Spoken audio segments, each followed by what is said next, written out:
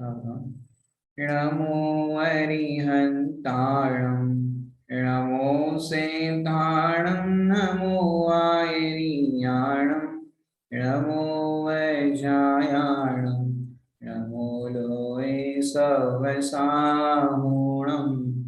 सतीर्थवीर प्रभु का जग में प्रवर्ते निज तत्व बोध पाकर सब लोक हर्षे दुर्भावनान आवे मन में कदापि निर्विघ्न निरविकारी आराधना प्रवर्ते। पूजनीय बाल ब्रह्मचारी रविंद्र जी आत्मन द्वारा रचित विराधना का फल कि ये जीव कैसी कैसी विराधना करता है और उस विराधना के फल में कैसे कैसे किन किन पर्यायों में उसके फल भोगने पड़ते हैं, उसकी अपनी चर्चा चल रही थी। पहले हम सब पाठ करेंगे। देखो देखो यह जीव की विराधना का फल, चेतो चेतो आराधना में मत बनो निर्बल।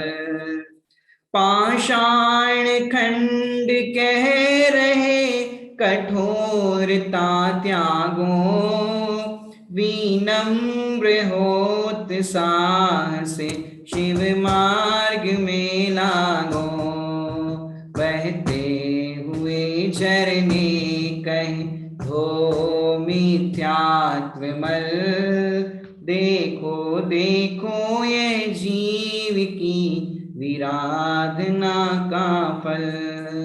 ईर्षा त्यागो जलती हुई अग्नि है कह रही, मत चाह दाह में जलो सुख अंतर में सही। वायु कहे ब्रह्मनावृथा ओ निज में निश्चल, देखो देखो ये जीव की विराधना का फल। जड़ता छोड़ो प्रमाद को नाशो कहे तरुवर, शुद्धात्मा ही सार है उपदेश दे गुरुवर। समझो समझो निजात्मा अवसर बीते पल पल, देखो देखो ये जीव की विराधना का फल। मायाचारी संक्लेशता का फल कहे तिर्यन, जागो अब मोह नींद से छोड़ो झूठे प्रपंच। जिन धर्म पाया भाग्य से दृष्टि करो निर्मल, देखो देखो ये जीव की विराधना का फल।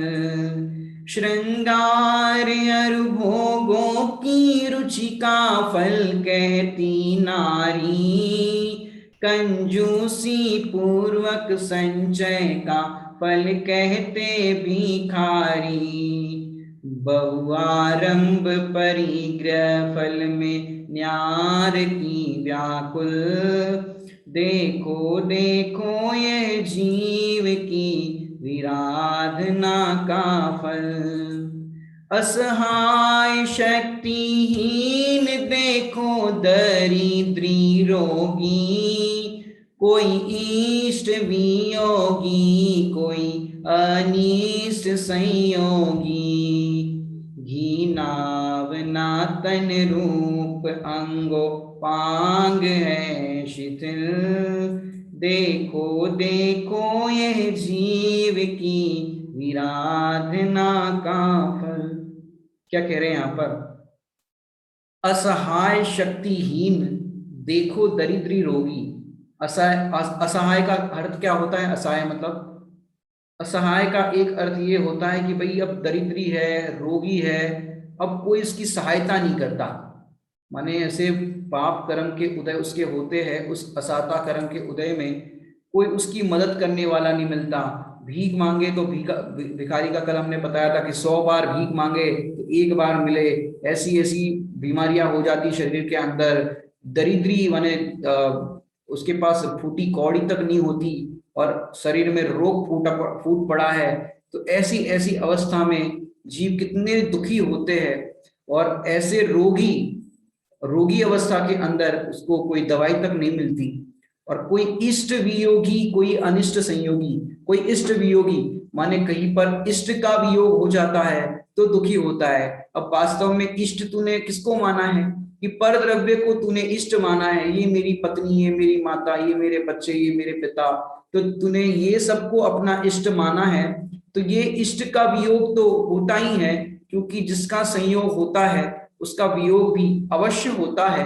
तो कोई इष्ट वियोगी कभी, देखो इस संसार अवस्था में देखा जाए तो सुख को सुख कहो साता कहो, किसी को सुख और साता बराबर बने रहे ऐसा नहीं होता है। कभी इष्ट का वियोग हो जाता है कि जिनसे हम बहुत प्रेम करते हैं, जिनके प्रति बहुत लगाव है, उसका वियोग हो जाता है। इस कोरोना काल में देखो कितने ही अपने साधर्मी, कितने ही आपके परिजन, कितने लोगों का वियोग हो गया, जिनको आप रोज मंदिर में मिलते थे, रोज जिनके साथ बातचीत होती थी, ऐसे कई लोगों का वियोग हो गया। तो कोई इष्ट वियोगी कि कोई इष्ट का वियोग हो जाए तो वो भी दुखी हो जाता है। क्यों? असहाय है। अपन किसी को रोक नहीं सकते कि जिसकी मृत्यु आनी है उसकी आएगी, उसको कोई बचा नहीं सकता। कोई इष्ट वियोगी, कोई अनिष्ट संयोगी, कि एक दुख इसका भी होता है। इष्ट का वियोग होता है ये तो समझ में आता है, लेकिन अनिष्ट का संयोग कि जिनसे हमारी पटती नहीं है, जिनके साथ हमको रहना नहीं है, उन्हीं का संयोग हो जाता है। तो ये एक आर्त ध्यान के अंदर जो भेद आते हैं उसके अंदर ये भी दो भेद इसमें आते हैं। क्या आता है कि इष्ट वियोगज आर्त ध्यान और अनिष्ट वियोगज, अनिष्ट संयोगज माने अनिष्ट का संयोग होना आर्त ज्ञान है और इष्ट का वियोग होना ये भी आर्त ज्ञान है। क्यों है? दोनों परिस्थिति में जीव दुखी रहता है। इष्ट का वियोग होने पर भी दुखी होता है और अनिष्ट का संयोग होने पर भी दुखी होता है कि ये हमारे बाजू में कहां से बैठ गए, इनके साथ हमको नहीं जाना था और ये आ रहे साथ में, जिनसे पटती नहीं उन्हीं के साथ में आपको कहीं आप यात्रा के लिए गए, उन्हीं के साथ में रूम शेयरिंग करने के लिए दे दिया। अब आपने तो कह दिया कि भाई हम इनके साथ नहीं रहेंगे और किसी के साथ रह सकते। तो ये जीव इष्ट का वियोग और अनिष्ट के संयोग में दुखी होता रहता है। और दुख का कारण वास्तव में देखा जाए तो अपना स्वयं का मोह है। फिर भी ये शरीर आदि संयोगों को दुख का कारण मानता है। घिनावना तन रूप अंगो पांग है शिथिल। घिनावना तन माने देखने में घिन आए ऐसा, दरिद्री होते हैं, रोगी होते हैं, उसके नाना प्रकार की शरीर की स्थिति होती है। तो घिनावना, घिन आए ऐसा उसका शरीर। और अंगो पांग है शिथिल कि उसके अंग माने कोई हाथ कटा हुआ है, पैर ऐसा है, दरिद्री की अवस्था में देखो आंखें उसकी कैसी है, कान कैसे है। तो शरीर के नाना प्रकार की ऐसी स्थिति भी होती है। जितने भी लोग आपको दिखाई देते हैं, जीव दिखाई देते हैं, ये सारे विराधना के फल में होते हैं।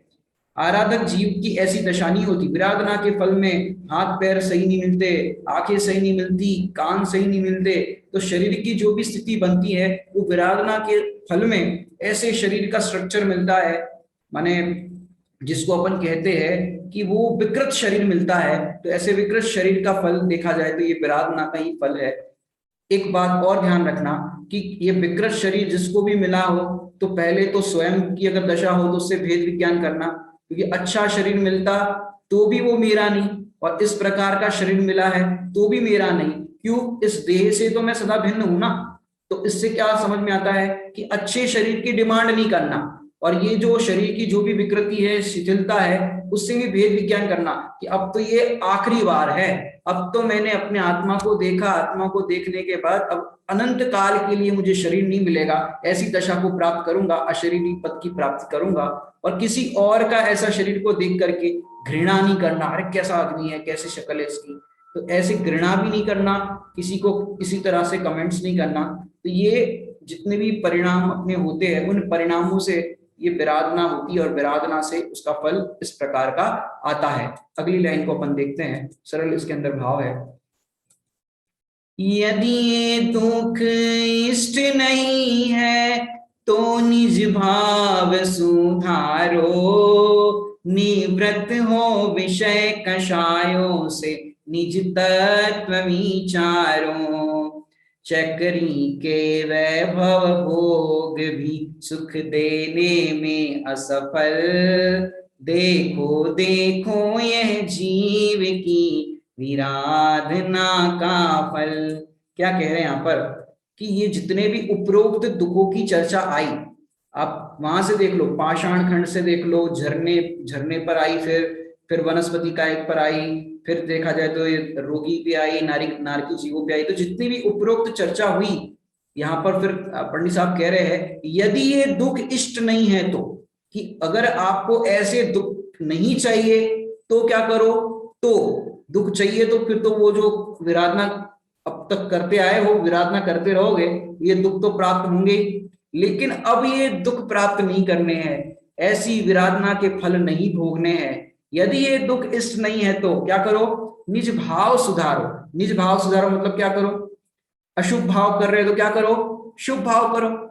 ऐसा है ना, कि ऐसा नहीं है यदि ये दुख इष्ट नहीं है तो, क्योंकि देखो शुभ भाव के फल में भी आपको सामग्री मिलेगी, लेकिन वो सामग्री भी आपको मोह के कारण कुछ समय के लिए सुख रूप भाषित होगी, लेकिन फिर वही दुख रूप भाषित हो। इसलिए अशुभ भाव से शुभ भाव में नहीं आना है। शुभ भाव में आ गए कोई बात नहीं, लेकिन शुभ भाव से शुद्ध भाव में जाने का पुरुषार्थ करना है। यदि आपने शुद्धोपयोग का पुरुषार्थ नहीं किया और अशुभ से शुभ में तो आ गए, लेकिन वो शुभ भाव भी परंपरा से आपको पाप में ले जाएगा। समझ में आ रहा है कि नहीं आ रहा है? ये तो भारी कमजोरी है, उपयोग नहीं टिक पाता है। तत्वादिक चिंतन भक्ति तज, ये दूर पाप में जाता है। माने देखो, जितनी देर तक पूजन करने में आप लगे और विसर्जन हो गया, विसर्जन के बाद पूजा का किया विसर्जन प्रभु, और पाप भाव में पहुंच गया। अपन ने जैसे ही विसर्जन किया पूजन का, उसके बाद बाहर जैसे ही निकले विसर्जन करके, और आज कौन सी सब्जी बना रहे हो, और आज क्या कर रहे हो, और तुम्हारे घर पे क्या चल रहा है, और क्या हो रहा है, मैंने सीधे ही पूजा का विसर्जन किया और तुम्हारी वही घर गृहस्थी की बातों में लग गए। और तुम्हारे बेटे का रिजल्ट आ गया कि नहीं आ गया, और तुम्हारी बेटी की शादी की बात चल रही थी, क्या हुआ, सब पूजा का विसर्जन किया और पाप भाव में पहुंच गया। ये कमजोरी है। तो इन अशुभ भाव से आप शुभ में आए, शुभ में फिर अशुभ में गए, तो इससे तुम्हारा क्या फायदा हुआ? दोनों परिणाम तो संसार में ही तुम्हें लगा रहे हैं। आप उस शुभ परिणाम से शुद्धोपयोग में जाओ तो आपका भाव सुधरा। अशुभ से शुभ हुआ तो ये भाव सुधरा नहीं। बच्चों को बच्चों की भाषा में समझा दे कि भाई गलत कार्य कर रहे थे, टीवी देख रहा था, अब बुक्स पढ़ने लग गया, तो ये अच्छी बात है। लेकिन बुक पढ़ करके याद नहीं करे तो फिर क्या फायदा? बुक खाली बस ऐसे रख दी, बच्चे होते ऐसे ही बुक सामने रख दे, बताओ कितने कितने क्वेश्चन आंसर याद हुए? याद ही नहीं हुए। तुमने क्रिया बदल दी लेकिन भाव नहीं सुधारे।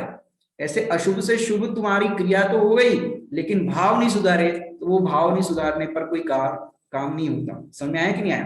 तो देखिए, यदि ये दुख इष्ट नहीं है तो निज भाव सुधारो, निवृत्त हो विषय कषायों से। किससे? विषय कषायों से। कि यदि आप अशुभ से शुभ में आए और शुभ में आने पर आपका क्या हुआ? निवृत्त हो गए विषय कषायों से। और फिर क्या करना है? निज तत्व विचारो। निज तत्व मतलब कि अपना जो चैतन्य तत्व है, शुद्धात्मा है, उसका विचार करो। क्या विचार करो? कि मैं कौन हूं, मैं संसार सागर में कब तक रुलूंगा, मुझे मेरा हित करना है कि नहीं करना है, तो इसका विचार करो। और फिर निज तत्व विचारने के बाद क्या करो? पर तत्व भी विचारो। निज तत्व और पर तत्व, क्योंकि भेद विज्ञान के लिए दो चाहिए, स्व तत्व और पर। स्व और पर दो चीज चाहिए। क्यों? निज तत्व विचार करने पर आपको लगेगा कि मेरा भगवान आत्मा तो अनादि है, शाश्वत है, इसमें ही सारा सुख भरा है। अब बताओ। और फिर पर तत्व में कि ये जो हम भोगों की प्राप्ति करने के लिए सुख की अभिलाषा से ये पांच इंद्रिय के विषय भोग जुटाते हैं, क्या ये मुझे सुख देने में सफल है कि नहीं? अब तक मुझे सुख दे पाए कि नहीं दे पाए? आप खुद विचार करो। जिस जिस वस्तु की आपने डिमांड की और आपके उदय अनुसार उतनी चीज आपको प्राप्त हो गई, अब बताओ आप सुखी हुए कि नहीं हुए? नहीं हुए। अरे सुखी हो ही नहीं सकते। क्यों? आपको देवगति भी मिल जाए ना, देवों के भी पाए वैभव पर तृप्त नहीं हुआ। देवों के वैभव भी पाए, ये देखो राजा बन गए, बड़े बड़े महाराजा बन गए, लेकिन चक्री के वैभव भोग भी सुख देने में असफल। मतलब चक्रवर्ती भी यदि हो जाए और चक्रवर्ती पद पर मरे तो राजेश्वरी सो नरकेश्वरी, वो राजपद पर मरे तो नरक जाएगा चक्रवर्ती। यदि दीक्षा धारण करे चक्रवर्ती तो स्वर्ग मोक्ष, दो दो ऑप्शन है। बाकी चक्रवर्ती पद पर भी मरे तो चक्रवर्ती के लिए भी कोई ऐसा नहीं है कि भाई वो मोक्ष जाएगा या स्वर्ग जाएगा, उसको भी दीक्षा लेगा तो स्वर्ग मोक्ष होगा। इसका मतलब क्या है, चक्रवर्ती के पास 6 खंड का वैभव, 96,000 रानियां, इतना सब कुछ होने पर भी उसको सुख देने में असफल, सफल नहीं है। इसका मतलब जब ऐसे चक्रवर्ती वैभवशाली को भी ये 5 इंद्रिय के विषय भोग है, सुख देने में सफल नहीं है, तो हम तो किस खेत की मूंगफली है। अपन वो नहीं बोलेंगे क्योंकि अपन खाते भी नहीं है, उसकी चर्चा भी नहीं करना है। तो किस खेत की मूंगफली है कि हमको कहां से सुख मिलेगा, वो जब उनको नहीं मिला तो इसका मतलब उसमें सुख नहीं है और वो मिल नहीं सकता। यदि ये दुख इष्ट नहीं है तो इतना विचार करना। माने जितने भी ज्ञानी होते हैं, जितने भी कवि होते हैं, लेखक होते हैं, वो शर्त रखते हैं। ऐसी शर्त आपने कहीं पढ़ी है? ताहि सुनो भवित मन थिर आन, जो चाहो, जो चाहो मतलब शर्त, यदि चाहते हो तो, नहीं चाहते हो तो कोई बात नहीं, आप जो कर रहे हो करो, क्योंकि हम जबरदस्ती तो किसी को नहीं लगाते कि भाई तुम करो करो, ऐसा किसी को नहीं करते। यदि तुम चाहते हो तो, यदि चाहते हो तो ये मार्ग है। आत्मानुशासन ग्रंथ के अंदर भी जो प्रारंभिक मंगलाचरण की जो गाथाएं है उसमें भी, हे आत्मन तू दुख से डरता, यदि सुख की वांछा करता, इसीलिए मैं दुख हारी और सुखकारी रचना करता। आत्मानुशासन ग्रंथ की इसलिए रचना की, यदि दुख से छूटना चाहते हो तो। योगसार जी के अंदर भी ऐसे ही भाव आया कि यदि तुम्हें 4 गति में चार गति दुख की डरे तो तजसो पर भाव, ऐसा गुजराती का उसका अनुवाद है कि 4 गति का तुम्हें भय लगे तो, नहीं लग रहा है तो फिर 4 गति में डंडे खाओ, हमें कोई प्रॉब्लम नहीं है। ऐसे यहाँ पर कह रहे हैं यदि ये दुख इष्ट नहीं है तो निज भाव सुधारो। निज भाव कौन कौन सा है कि ये जो औपशमिक भाव है, क्षयोपशमिक भाव है और ये सब भाव है, इनको और औदैहिक भाव को और पारिणामिक भाव को, इसको स्वतत्व औदैहिक पारिणामिक गोचर कहा है, यानी ये जीव के भाव कहे। लेकिन अगर और डीप करके देखे तो जीव का एक पारिणामिक भाव है और जो 4 प्रकार के भाव है वो कर्म सापेक्ष है, और कर्म सापेक्ष होने से वो परभाव है। ऐसी भी एक विवक्षा आती है। मेरा विचार है 5 भाव की भी आपको क्लास लगाई जाए, तो 5 भाव का पूरा आपको स्ट्रक्चर ऐसा पूरा डीपली समझ में आ जाए और फिर 5 भाव को समझ करके एक पारिणामिक भाव की दृष्टि हो जाए, ये लॉकडाउन आपका सफल हो जाए, आत्मा का अनुभव हो जाए। तो यदि ये दुख इष्ट नहीं है तो निज भाव सुधारो, निवृत्त हो विषय कषायों से। किससे निवृत्त होना है? विषय कषायों से। निज तत्व विचारो, कि अपना जो चेतन तत्व विचारो, क्योंकि ऐसे चक्री वैभव के भोग भी उनको सुख देने में असफल है, तो हमको भी वो सुख दे नहीं सकते, ऐसा इसका यहाँ पर भाव है। तो क्या करें हम? चलो ये सुख नहीं दे सकते, इतनी बात समझ में आ जाती है, लेकिन हम करें क्या? तो कह रहे हैं पाकर किंचित अनुकूलताएं, व्यर्थ मत फूलो, पराधीन आकुलता मैं नहीं मोह में भूलो, ध्रुव चिदानंद मैं आत्मा लक्ष्य करो अविरल, देखो देखो ये जीव की विराधना का फल। क्या कह रहे हैं यहाँ पर? पाकर किंचित अनुकूलताएं व्यर्थ मत फूलो, मैंने किंचित अनुकूलताएं हमको क्या मिल गई, जैसे सोचा कि भाई हमको अच्छा घर मिल जाए, अच्छी जगह पे शादी हो जाए, अच्छा सब कुछ हो जाए, बच्चे अनुकूल हो, घर परिवार वाले अनुकूल हो, सास अनुकूल हो, ससुर अनुकूल हो, जितनी जितनी जो जो चीजें, घर यहाँ पे देखो बंगला दिख रहा है, गाड़ी है, जो जो आपने अनुकूलताएं सोची थी और वो समझो आपके उदय अनुसार मिल भी गए, तो अपन तो फुल, अरे हमको कोई दुख नहीं है। कोई पूछे आपको कोई दुख है कि नहीं नहीं नहीं हम तो सुखी है, हमको कोई दुख नहीं है, हमारे पास बंगला है, गाड़ी है, सब नौकर चाकर है, हम तो सुखी है, हमको कोई दुख नहीं है। तो पाकर किंचित अनुकूलता है, व्यर्थ मत फूलो, कि जैसे रोटी फूलती है ऐसे तुम मत फूलो, क्योंकि आज ये रोटी फूली है, उसके बाद वाली ना भी फूले, इसलिए फूलने की जरूरत नहीं है। अगर अगर फूलोगे तो क्या होगा, वो कौवे जैसी दशा आएगी। कौवे की स्टोरी बचपन में पढ़ी होगी, कौवा फूल जाता है। तो ऐसी ऐसी बात है। तो पाकर किंचित अनुकूलताए व्यर्थ मत फूलो। व्यर्थ मतलब कि व्यर्थ ही फूलना है। जरा सी अनुकूलता आ गई हम फूल गए। माने जो बोलते हैं चूहे को चिंदी मिली बन बैठा बजाज। और एक कहावत आती है कि चूहे को हल्दी गांठ मिल गई पंसारी के यहाँ पे, तो वो अपने आप को पंसारी बन बैठा। चूहे को जरा सी हल्दी गांठ मिल गई कि मैं बड़ा व्यापारी हो गया, किराने का व्यापारी हो गया। अरे व्यर्थ मत फूलो, तुम्हारे जैसे तो और कितने आए कितने गए।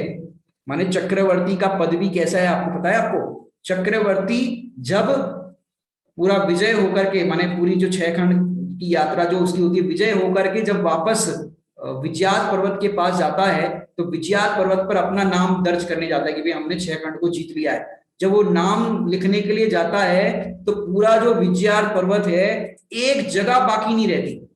क्या कह रहे हैं? एक स्पेस जगह बाकी नहीं रहती कि अपना नाम चक्रवर्ती लिखे। अब वो सोचता है क्या करूं, तो पुराने जितने भी चक्रवर्तियों ने अपने नाम लिखे हैं, एक का नाम मिटाता है और अपना नाम लिखता है।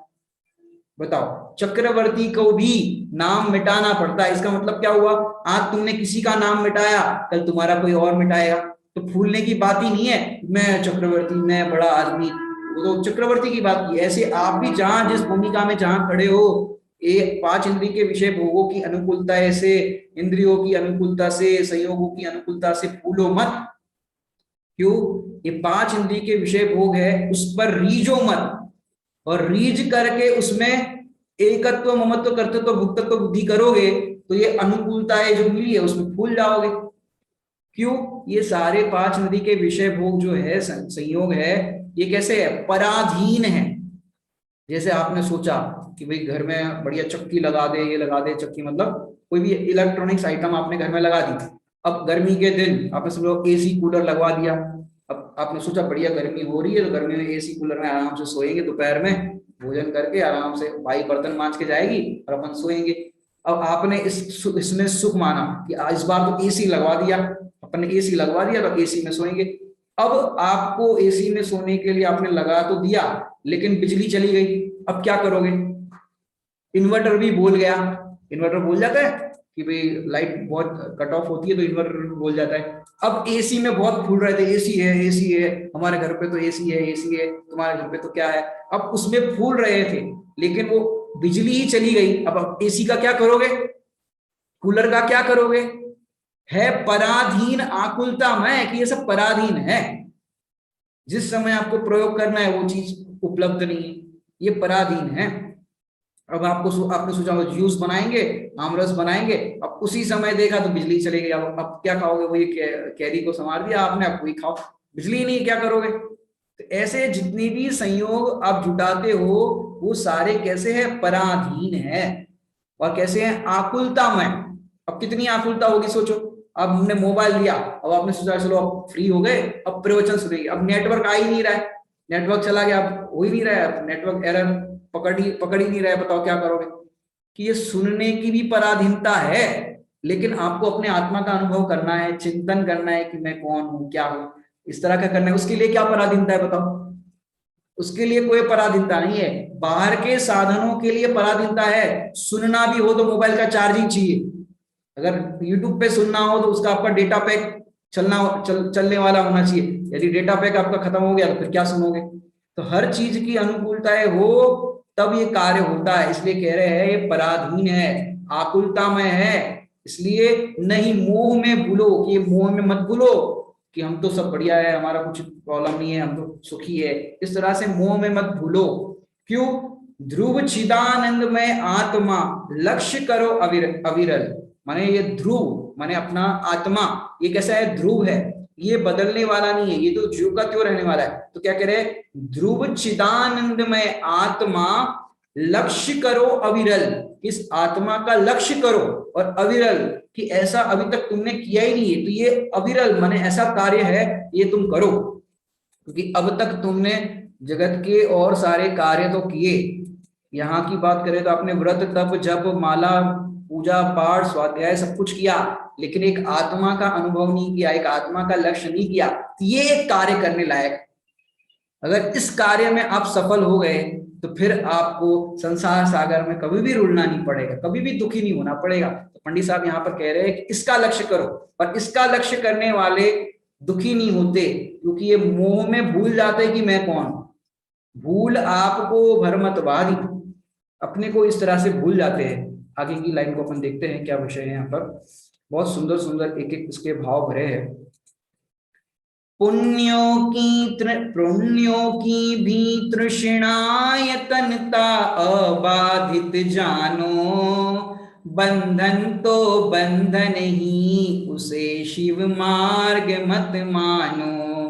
जो अंक बिन बिंदित्यो स्वानुभव बिन जीवन निष्फल, देखो देखो ये जीव की विराधना का फल। क्या कह रहे हैं? पुण्यों की भी तृष्णा यतनता अबाधित जानो, माने ये पुण्य की सामग्री जो कुछ भी आपको प्राप्त होती है, वो तृष्णा माने जो आपकी तृष्णा होती है, इच्छा होती है, वो अबाधित जानो, मतलब वो बाधा वाली है। जहां जहां आपको पुण्यों की सामग्री, पहले तो पुण्यों, इसको दूसरे भाषा में कहे, पहले तो मिलना ही दुर्लभ, कि जितनी जितनी आप डिमांड करते हो, इच्छाएं जितनी भी करते हो, पहले तो मिलना ही दुर्लभ। क्यों? क्योंकि सारी इच्छाएं तो पूरी होगी नहीं।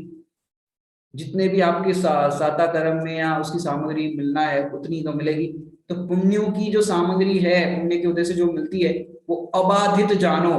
अबाधित माने बाधा सहित है, ऐसा जाना, जानो कि भी बाधा वाला है। ये जितना भी सुख बाहर में मिलता है, ये बाधा वाला है। कोई भी संयोग देखो, उसमें इंटरप्शन तो होता ही होता है। इसलिए पुण्यों की तृष्णाएं अबाधित जानो कि इसका स्टॉप नहीं, एक के बाद एक इच्छाएं होती रहती है, होती रहती है। इच्छाएं पूरी कभी किसी की नहीं होती, तो अबाधित जानो। पर बंधन तो बंधन ही उसे शिव मार्ग मत मानो। माने अपन क्या करते हैं, अशुभ भाव को तो दुख का कारण जानते हैं, लेकिन शुभ भाव को, कि शुभ भाव भी बंध का कारण है। शुभ बंध माने पुण्य बंध, तो पुण्य का बंध हुआ ना, तो बंधन तो बंधन ही है। उस बंधन से तुम संसार में रहोगे। समय सार जी की अंदर भाषा आई है, वहां पर सोने की बेड़ी हो या लोहे की बेड़ी हो, दोनों बेड़ियां आपको बांधती है। चाहे सोने की बेड़ी हो चाहे लोहे की बेड़ी हो, दोनों बेड़ी बांधेगी। अब कौन सी बेड़ी से आपको बांधा जाए बताओ? सोने की बेड़ी से बांधे कि लोहे की बेड़ी से बांधे? कि दोनों बेड़ियों में तो बंधन ही बंधन है, हमें बेड़ियों से बंधना नहीं है। तो बंधन तो बंधन है, उसे शिव मार्ग मत मानो, कि इसको मोक्ष मार्ग मत मान लो कि हम तो स्वाध्याय सुनते हैं, क्लास सुनते हैं, पढ़ते हैं, हमको तो पहले कुछ नहीं आता था, अब तो इतना आने लगा। अरे ये भी बंधन है, शुभ भाव भी बंधन है, इससे भी तुम बंध रहे हो हर समय। क्यों? अब इसके लिए लॉजिक दिया। जो अंक बिन बिंदी मैंने 0 0 0 0 लिखते जाओ, इसकी कितनी वैल्यू वैल्यू है? इसकी वैल्यू 0 ही है, 0 0 लिखते जाओ, लेकिन उसके आगे 1 आ जाए तो उसकी वैल्यू हो जाती है। ऐसे जितना भी आप कर रहे हो, पूजा पाठ, स्वाध्याय, माला फेरना, उपवास करना, व्रत आदि करना, वो सारा जो कुछ भी आप कर रहे हो, वो सारा क्या है? 0 0 0 0 0, इस तरह का आपका 0 0 में ही काउंटिंग हो रही है इसकी, आगे कुछ भी नहीं हो रहा है। क्यों नहीं हो रहा है? कि 0 0 ही 0, आगे 1 लग जाए तो उसकी कीमत होती है। बाकी आपका जितना भी जो कुछ भी आप कर रहे हो, वो सारा 0, उसकी कोई कीमत नहीं। जैसे अंक बिना बिंदी, अंक के बिना माने ये जो ये माने 1 2 3 जो होते हैं ना, उसको कहते हैं अंक, और 0 है उसकी कोई कीमत नहीं।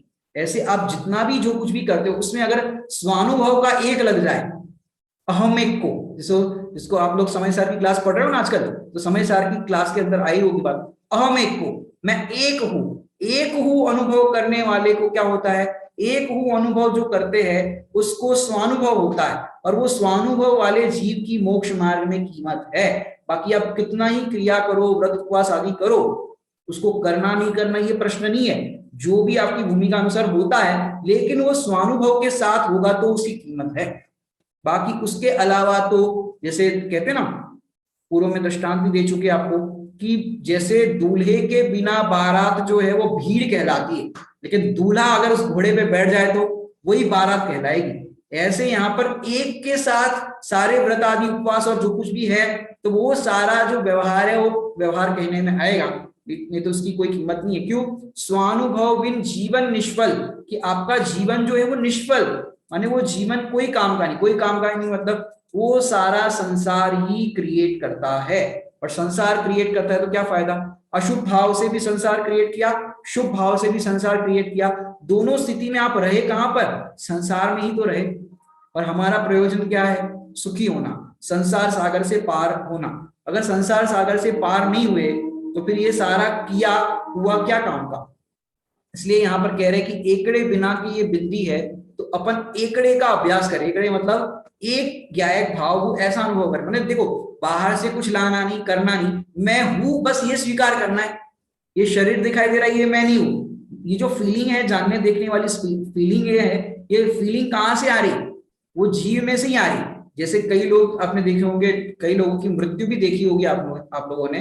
तो जब वो मर गया, माने उसकी डेड बॉडी पड़ी है, अब उसके अंदर चेतनता क्यों नहीं, क्योंकि उसके अंदर से जो जीव था वो चला गया। जीव माने जीव था वो चला गया। ऐसे ही यहाँ पर ये शरीर जो दिखाई दे रहा है, वो अपनी जीवत्व शक्ति से जीता है, अपने चैतन्य प्राणों से जीता है। बाकी ये 10 प्राण तो व्यवहार से कहे गए, मूल प्राण तो ये जीवत्व की है। यदि ये चैतन्य ना हो तो ये किस काम है। ठीक है, ऐसे इसका भाव है। आगे अपन देखते हैं। अब योग तो सब ही मिले, पुरुषार्थ जगाओ, अंतर्मुख हो बस मात्र जानन हार जनाओ, संतुष्ट निज में ही रहो, ब्रह्मचर्य हो सफल, देखो देखो ये जीव की विराधना का फल। अब देखो, अब क्या कह रहे हैं यहाँ पर कि अब योग तो सब ही मिले। योग मतलब क्या, यहाँ पर योग वो मन वचन काय वाला मत लाना। अपन योग मतलब अवसर, जैसे टोडरमल जी ने कहा आज सब प्रकार से अवसर आ गया। अब कैसा अवसर आया कि देखो अपने को 5 इंद्रियां अनुकूलता मिली, संगी पंचेंद्रिय पर्याय मिली, उसके अंदर भी जैन कुल मिला। जैन कुल के अंदर भी अपने को बाहर में इतनी हाय हाय नहीं मची है कि अपन स्वाध्याय ना कर सके, तो ये अपने को स्वाध्याय सुनने की पढ़ने की अनुकूलता मिली। उसमें भी अपने को अच्छी बुद्धि मिली कि ये बात अपने को समझ में आ रही है, ये विरोध नहीं भाषित हो रहा है कि ये गलत कह रहे हैं या सही कह रहे हैं। इतनी अच्छी बुद्धि मिली कि अपने को स्वीकार हो रहा है। इतना सब कुछ अपने को संयोग में मिला। और मिलने पर भी अब अपने को करना क्या क्या है, पुरुषार्थ जगाओ। देखो पुरुषार्थ आ गया, 5 समवाय वाला। पुरुषार्थ मतलब अपनी योग्यता को जगाओ। योग्यता को मतलब योग्य होने, पुरुषार्थ का अर्थ क्या किया था मैंने, पुरुषार्थ का अर्थ याद है आपको, पुरुषार्थ का कि अपनी पास स्वभाव मौजूद है, बस उसकी योग्यता, उसको मैंने उसको समझो। मैंने बताया ये पुरुषार्थ को समझना ही पुरुषार्थ है। अब मैंने आपको जितना भी गेन हुआ है, जितना भी प्राप्त हुआ है, आपको उसकी कीमत आनी चाहिए कि अभी हमको इतना सब कुछ मिला है, अब हमको उसका सदुपयोग करना चाहिए। सदुपयोग मतलब अब अपने को इतना संयोग मिल गया कि अब आप अपना, मैंने देखो भोजन पूरा तैयार है, भोजन में समझो हलवा बना है, अब वो हलवा भी आपको उठा करके भी नहीं खाना है, आपके मुख में ही मैंने चम्मच से ऐसे डाल दिया। अब आपको क्या करना है कि अब चबाना तो खुद ही पड़ेगा, चबा के तो हम नहीं देंगे, चबाना तो खुद ही पड़ेगा। तो ऐसे मुख में वो भी चबाना भी नहीं पड़ेगा, हलवा इतना एकदम मेल्ट ऐसे कर दिया कि आप बस उसको निकल जाओ, ऐसा दिया है आपको एकदम बढ़िया वाला। तो ऐसा आपको इतना सरल करके वस्तु मिल गई है, अब पुरुषार्थ तो जगाओ, अब आप उसको ग्रहण करोगे और फिर पचाने का काम तो ऑटोमेटिक होगा। ऐसे आप पुरुषार्थ जगाओ कि मैं आत्मा हूं, ज्ञायक हूं। और क्या बताया, क्या बात बताई, अंतर्मुख हो बस मात्र जानन हार जनाओ, कि जानन हार तो जानने में आ ही रहा है, लेकिन ये जानने में आ रहा है ऐसा स्वीकृति करो कि ये जो जानना हो रहा है ये जानने वाला मैं ही हूं, मुझे कुछ करना ही नहीं है। जैसे आपको बताया कि कल आपका हमारे घर पे भोजन है, कोई ऑनलाइन है तो ऑनलाइन भोजन दिखा देंगे, कोई बात नहीं, लेकिन समझो भोजन है। अब भोजन है हमने आपको बताया, अब आपको क्या करना है बताओ, आप कल क्या करोगे कि नहीं पंडित जी कल तो सवेरे से पानी छानेंगे, फिर बर्तन सब ये करेंगे, फिर रसोई बनाने के लिए आटा गूंदेंगे, ये करेंगे, ये सब करोगे कि नहीं, कल तो पंडित जी ने बोल दिया हमारे यहाँ भोजन है तो अब कुछ नहीं करना है, सब कुछ वहां पर भोजन में रेडी मिलेगा। ऐसे ही आपको कह दिया कि आपका भोजन है वो तैयार है, कौन सा? आपका ज्ञान ही भोजन है, और उस ज्ञान के अंदर जानना जानना सहज हो रहा है, आपको करना कुछ नहीं है। आपको तो बस ये भोजन है, इतना स्वीकृति हुई, उसके बाद आप क्या करते हो? स्वीकृति होने पर आपको बस स्वीकार हो गया कि बस अब कुछ नहीं करना है, कल भोजन है, कुछ करना नहीं है, कल कल का दिन तो अपना फ्री हो गया, कल के दिन के लिए छुट्टी हो गई। ऐसे तो छुट्टी मिलती नहीं माता बहनों को, रोज कुछ ना कुछ बनाओ, ये करो वो करो, काम कितने होते हैं। लेकिन जैसे ही पता चला कि कल भोजन है, कल किसके यहाँ जाना है, तो आपको कोई विकल्प नहीं। ऐसे ही यहाँ पर कह दिया कि जाननहार हूं, तो बस इतना स्वीकार करो, हमें कुछ करना नहीं है। जाननहार हूं तो बस जानना जानना जानना हो ही रहा है। संतुष्ट निज में ही रहो, ब्रह्मचर्य हो सफल। संतुष्ट निज में ही रहो, कि अपने आप में संतुष्ट रहो। और कैसे संतुष्ट रहा जाएगा? कि मैं ब्रह्म हूं, ब्रह्म मतलब आत्मा, आत्मा, और उस आत्मा में रमणता होने पर ही ये सफल होता है जीवन। ब्रह्ममयी आत्मा में रमण, इसका नाम है ब्रह्मचर्य। तो ऐसे मेरा जीवन इस ब्रह्ममयी आत्मा में रमण करेंगे, उसका स्वीकार करेंगे, तो मेरा जीवन ये है वो सफल होगा। ऐसा इसका भाव है। आगे का अपन देखते हैं। सब प्राप्य निज में ही आओ, स्थिरता उरलाओ, तुम नाम पर व्यवहार के बाहर ना भरमाओ। सब प्राप्य निज में ही आओ, कि जो सुख की अपने को प्राप्ति करनी है वो सुख तो अपने में ही प्राप्त है। पूर्व में दृष्टांत हम दे चुके हैं प्राप्त के लिए। क्या दिया था? नल खोलोगे तो क्या निकलेगा? नल खोलोगे तो क्या निकलेगा? भाई उसमें जो भरा होगा वो निकलेगा। कोई कहेगा पानी निकलेगा, तो पानी नहीं, उसके अंदर जो भरा होगा वो निकलेगा, जो टैंक में भरा होगा वो निकलेगा। ऐसे ही अपने अंदर अनंत गुणों का खजाना है, तो उस आत्मा के अंदर क्या है कि सब प्राप्य निज में ही आओ। इस आत्मा में सब कुछ प्राप्य है, सब कुछ है, और उसका आश्रय करने पर आपको सब कुछ मिलेगा। सम्यक दर्शन, सम्यक ज्ञान, सम्यक चारित्र, केवल ज्ञान, मोक्ष, जो कहो वो मिलेगा। पंडित जी भोजन मिलेगा कि नहीं मिलेगा? वहां पर मोक्ष में जाएंगे तो बिस्तर मिलेगा कि नहीं मिलेगा? वहां पर एसी कूलर मिलेगा कि नहीं मिलेगा? अरे तुम्हें उसकी जरूरत नहीं पड़ेगी। तो क्या करो? स्थिरता और लाओ, कि अपने अंदर में स्थिरता लाओ, शांत हो जाओ। और नाम पर व्यवहार के बाहर ना भरमाओ, कि व्यवहार के नाम पर भी कोई बात नहीं, आप निश्चय से बात कह रहे हो, बिल्कुल सही है, लेकिन व्यवहार के नाम पर तो कुछ करना चाहिए कि नहीं करना चाहिए? पूजा पाठ करना चाहिए कि नहीं करना चाहिए? स्वाध्याय करना चाहिए कि नहीं करना चाहिए? माला फेरना चाहिए कि नहीं फेरना चाहिए?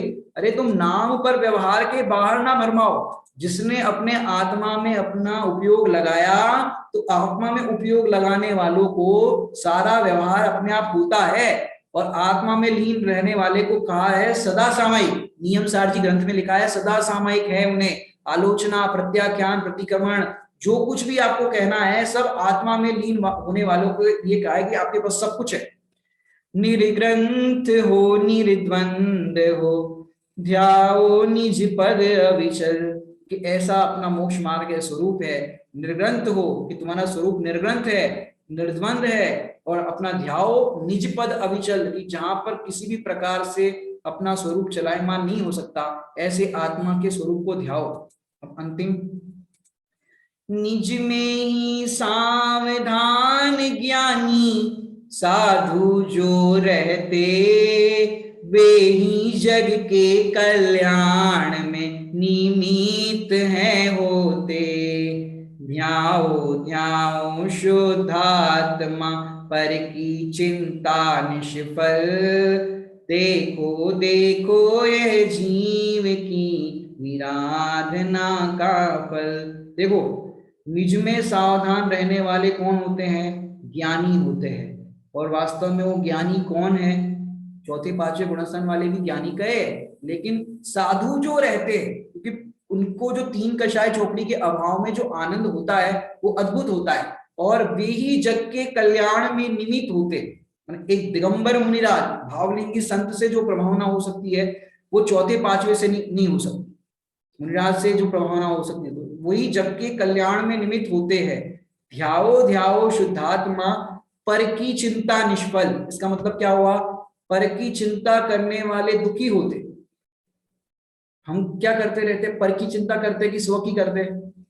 पर की करते हैं, शरीर की चिंता करते हैं, सहयोग की करते हैं, कोरोना ना हो जाए शरीर को इसकी चिंता करते हैं, काढ़ा पियो, ये करो वो करो, जितना भी विकल्प करते हैं वो पर के खाते में जाता है।